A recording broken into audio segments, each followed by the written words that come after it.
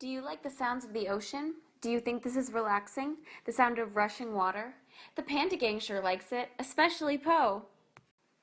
Oh no, Poe broke his leg and needs physiotherapy to recover. The physiotherapist explains to Poe that he has a compound tibial fracture and says that he needs to try hydrotherapy in order to fully recover. But Poe doesn't know what hydrotherapy is. Well, Poe, you're in for a treat because we're here to tell you all about hydrotherapy and its benefits. Hydrotherapy has been around since ancient Egypt, Persia, Greece, and Rome. These civilizations believed that being submerged in hot water, occasionally with oils and flowers, could help cure sickness and could have health benefits. It wasn't until 1829 that hydrotherapy became popular again.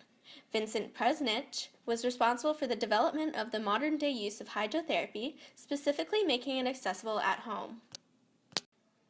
The word hydrotherapy is derived from the two words hydro, meaning water, and the home. Presidents brought this practice to the attention of medical professionals, some of whom were curious about their long-term effects on chronic illnesses. In modern-day hydrotherapy, a range of medical professionals use water to relieve pain and treat injuries. Some different types include water jets, underwater massage, mineral baths, cold plunges, and even hot tubs. Hydrotherapy is praised due to its healing effects from the mechanical and thermal aspects of the water submersion itself.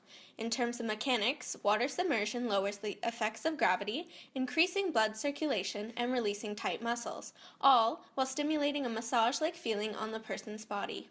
In terms of the thermal aspect, higher or warmer temperatures allow the body to be soothed and slow down the overall organ activity. For example, tense muscles and the feeling of stress can be soothed best by being immersed in hot water. Psychologically, hydrotherapy helps patients de-stress because it soothes and slows the heart rate and brain activity.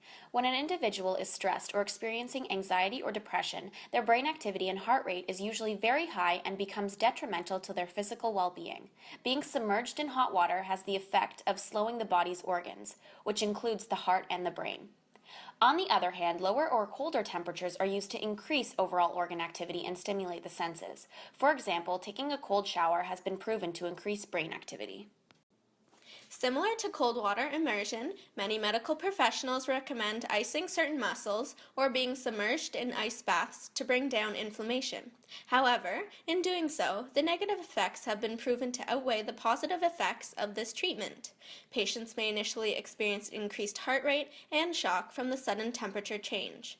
Patients also may experience tissue and nerve injuries caused by the sudden change in temperature due to the direct contact of cold ice on the skin.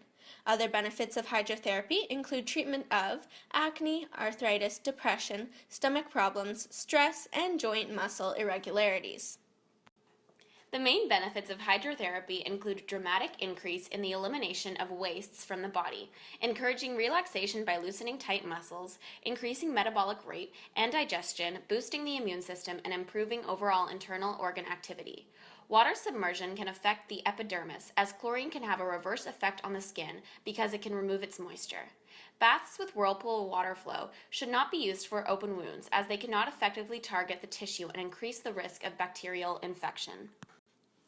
Long-term use of hydrotherapy for long periods of time can have negative effects on the musculoskeletal system, similar to symptoms that astronauts experience coming back to Earth. It may become increasingly hard for the body to adjust to normal activities, as the gravity on land is different than in the water. Contrast bathing, or bathing in first cold water then in warm water, promotes rapid alternation between vasodilation and vasoconstriction, causing a pumping action in the peripheral circulation. Vasodilation is the expansion of blood vessels, whereas vasoconstriction is the tightening of blood vessels, which causes blood to pump either faster or slower to regulate body temperature. This treatment decreases the amount of lactic acid in the body after intense workouts, which allows the body to be exerted longer and more efficiently. Optimal temperatures for contrast bathing range from 7 to 20 degrees Celsius for the cold baths and range from 34 to 41 degrees Celsius for the hot baths. The patient is submerged in the baths for about 5-minute intervals, rotating between the two temperatures. It has been reported that it is ideal to end with a cold bath due to its anti-inflammatory effects on the body. Created using Powtoon.